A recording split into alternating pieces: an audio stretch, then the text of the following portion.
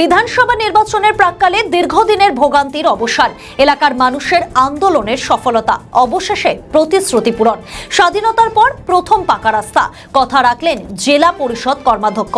পথশ্রী প্রকল্পে রাস্তার শিলান্যাস হতেই খুশির হাওয়া এলাকায়। মালদা জেলার হরিশ্চন্দ্রপুর 1 নম্বর ব্লকের মোবারকপুর কালীতলা এলাকা। এই এলাকায় টেংরিয়াপাড়া SSK হয়ে কালীতলা মোড় পর্যন্ত প্রায় 1.5 কিলোমিটার রাস্তার বেহাল দশা।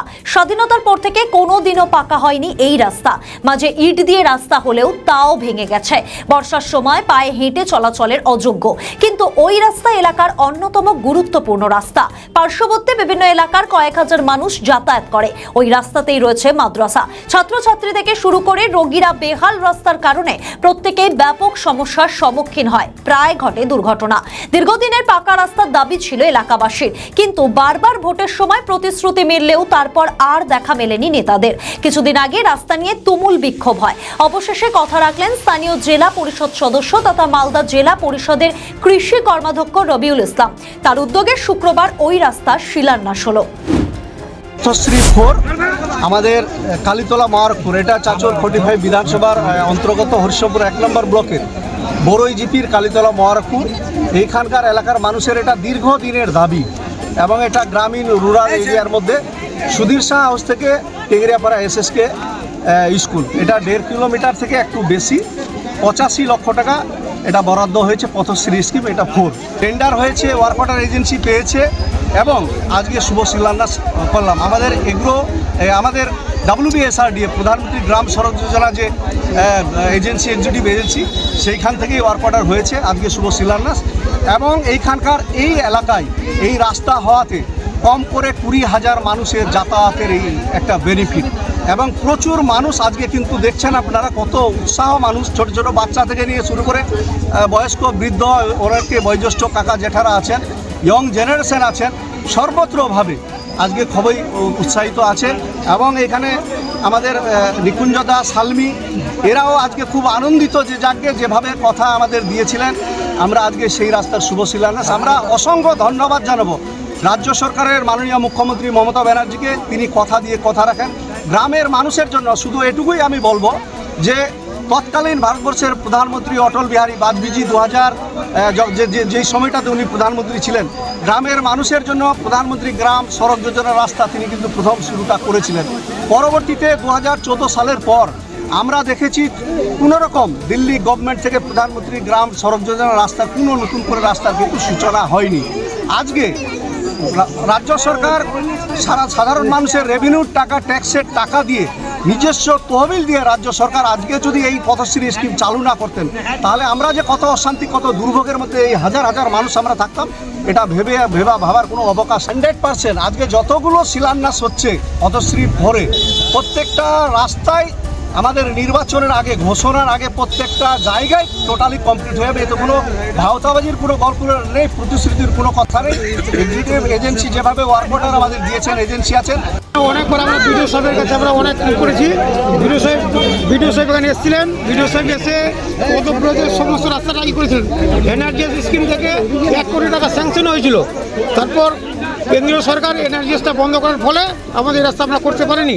তখন আমরা এখানকার মেম্বার ছিলাম, কিন্তু বর্তমান যে রবিউল ইসলাম জেলা পরিষদ মেম্বার, উনি অগ্রণী ভূমিকা পালন করে এই যে রাস্তাটা করলো, তাকে আমরা সাধুবাদ জানাই। এটা আর বলে লাভ না, স্বাধীনতার পর এই রাস্তা কাজ হয়নি। ইটসোলিং হয়েছিল, ইটসোলিং হওয়ার পরে সব ভেঙে যায় রাস্তা। এখনও সমস্ত রাস্তা ভাঙাচুরা হয়ে পড়ে আছে।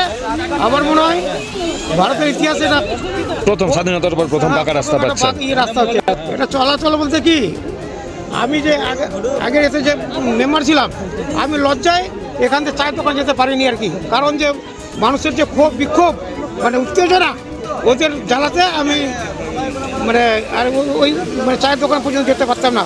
এখন যে এই রাস্তা যে হলো, এটা যে সবাই গ্রামবাসী প্লাস পার্শ্ববর্তী সব যে গ্রাম আছে তারাও খুব কতটা সুবিধা হবে, এবার কতটা সুবিধা হবে?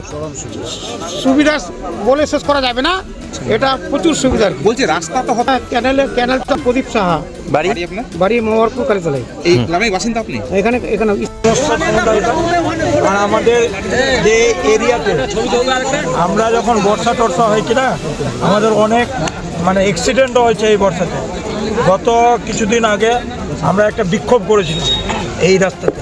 বিক্ষোভের জন্য আমরা দাবিও করেছি রবিদার কাছে, নয় আমি 100 বার বোধহয় মালদা দেখেছি এই রাস্তার জন্য। যাক, আমাদের আজকে বহুদিনের আশা, মোটামুটি 40 বছরের আশা পূর্ণ হলো। এবার কি সমস্যা হতো এই রাস্তায়? এই সমস্যা, এটা রাস্তাটার হলো সমস্যা, মেন সমস্যা হলো মানে সবাই প্রতিশ্রুতি দিয়ে যেত, ভোট আসতো সমস্যা, এই আপনাদের করে দেবো, ইট সোলিং করে দেবো, ঢালাই করে দেবো। আমরা যথারীতি গ্রামের মানুষ আমরা কিন্তু ভোট দিয়েই চলে যেতাম। আজকে আমরা রবিদাকে পেয়েছি, আমরা মমতা ব্যানার্জির মানে সব কিছু পেয়েছি, যার জন্যই আমাদের আজকে ঢালাইয়ের রাস্তাটা। কতটা খুশি? আমরা বহুত খুশি, মানে 100 থেকে 110% খুশি গ্রামবাসী। কত 1000 থেকে 25,000 গ্রামের মানুষ যাতায়াত করে এই রাস্তাটা।